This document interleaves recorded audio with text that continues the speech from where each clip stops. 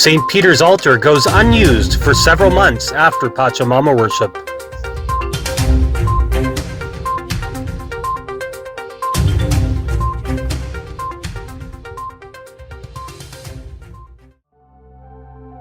Something happened in the Vatican in the last months that has been largely overlooked. The high altar of St. Peter's, the papal altar, which is situated right on top of the tomb of St. Peter himself, has been left unused now for many months. Professor Armin Schweibeck, a Vatican correspondent who has lived in Rome for more than 3 decades, describes it as a symbolic emptiness. This fact comes in light of the lockdowns, but also after Pope Francis, in October of 2019, welcomed a bowl with earth dedicated to the false goddess PACHAMAMA and placed it on that very altar.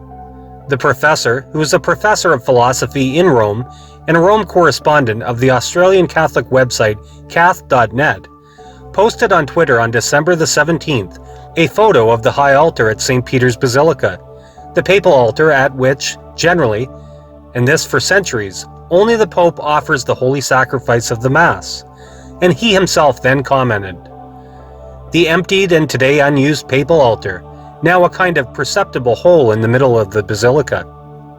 He told LifeSite News that since the corona lockdown in the Vatican, the Pope has never offered the sacrifice of the Holy Mass on this altar. Instead, Pope Francis has offered Holy Mass, for example on Easter of this year, on the altar of the chair of St. Peter, which is situated behind the high altar of the basilica, and only with a small congregation present. As the German journalist explained, the Pope has also abandoned his televised masses at his Santa Marta residence, and this has happened since May the 18th.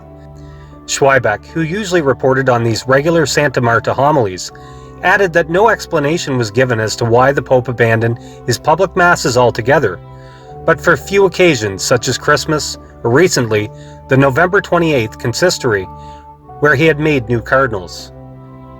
These masses, as noted, take place at the altar of the chair of Peter, behind the papal altar.